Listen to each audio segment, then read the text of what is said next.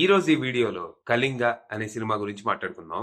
ధృవ్వాయు ప్రజ్ఞానయన్ leads గా ధృవ్వాయు direction లోనే వచ్చిన హారర్ థ్రిల్లర్ ఇది. ఈ సినిమా స్టోరీ ఏంటంటే, ఈ సినిమాలో మన హీరో లింగ ఒక అనాథ అనమాట. ఊళ్ళో తన ఫ్రెండ్ తో కలిసి సారా కాసుకుంటూ వచ్చే ఆదాయంతో లైఫ్ ని ఎంజాయ్ చేస్తూ ఉంటాడు. ఈ టైంలో మనోడు పద్దు అనే అమ్మాయితో ప్రేమలో పడతాడు. అయితే వీళ్ళ పెళ్లికి పద్దు వాళ్ళ నాన్న ఒప్పుకోడు.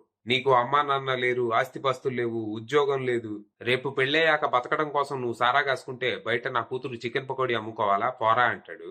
అయితే మనోడికి ఆస్తి ఉంటది. ఊళ్ళో లక్షల విలువ చేసే 2 ఎకరాల స్థలం ఉంటది. కానీ అది ఊరి జమీందారు పటేల్ కంట్రోల్లో ఉంటది. పటేల్ ఒక పవర్ఫుల్ వేస్ట్ గాడు. ఊళ్ళో జనాల స్థలాలన్నీ తన కంట్రోల్లో పెట్టుకొని బాగా ఎక్స్ట్రాలు చేస్తా ఉంటాడు. కానీ ఈసారి మన లింగ తన ప్రేమ కోసం పటేల్ కి ఎదురు తిరుగుతాడు. నా స్థలం నాకు కావాలని డిమాండ్ చేస్తాడు. అయితే పటేల్ మనోడికి ఆఫర్ ఇస్తాడు. ఊళ్ళో ఉన్న నీ 2 ఎకరాలు నాకు వదిలేస్తే ఊరి బయట 4 ఎకరాలు ఇస్తానంటాడు. దానికి లింగా ఓకే అంటాడు. అయితే ఇక్కడ ప్రాబ్లం ఏంటంటే, లింగాకి ఇచ్చిన 4 ఎకరాల స్థలాన్ని సంస్థానం అంటారు. అక్కడ అసురపక్షి అనే ఓ రాక్షసి ఉంటది. ఆ స్థలంలోకి వచ్చిన వాళ్ళందరినీ అది దారుణంగా చంపేసి తినేస్తూ ఉంటది. ఈ విషయం లింగాకి కూడా తెలుసు. అయినా గాని తను ఆ స్థలం తీసుకోవడానికి ఒప్పుకుంటాడు. మరి తర్వాత ఏం జరిగింది? అసలు ఆ అసురపక్షి ఏంటి? అది అక్కడికి ఎలా వచ్చింది? దాని వెనకున్న కథ ఏంటి? ఆ రాక్షసి గురించి తెలిసి కూడా లింగా ఆ స్థలాన్ని ఎందుకు తీసుకున్నాడు? తన ప్లాన్ ఏంటి?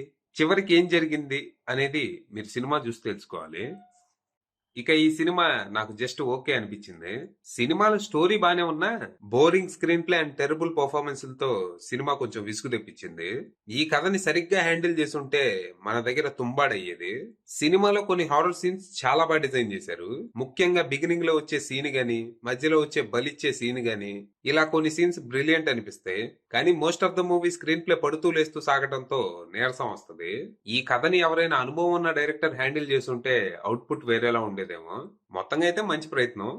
ఓవరాల్ గా అసురపక్షి లోర్ గాని, దాని చుట్టూ ఉన్న మిథాలజీ గాని ఇంట్రెస్టింగ్ గా అనిపించటం, కొన్ని హారర్ సీన్స్ బాగుండటం, విజువల్స్ అదిరిపోవటం ప్లస్ పాయింట్స్ కాగా, స్క్రీన్ ప్లే అంత ఎఫెక్టివ్ గా లేకపోవటం, పర్ఫార్మెన్స్ లు అంతంత మాత్రంగానే ఉండటం మైనస్ లుగా నిలిచాయి. ఫైనల్ గా చెప్పేది ఏంటంటే, ఆ అసురపక్షి కథ కోసమైనా ఒకసారి చూడొచ్చు. ప్రస్తుతం ఇది ఆహా అలాగే ప్రైమ్ వీడియోలో స్ట్రీమ్ అవుతుంది. ఇంట్రెస్ట్ ఉన్న వాళ్ళు అక్కడికి వెళ్ళిపోవచ్చు. అది విషయం.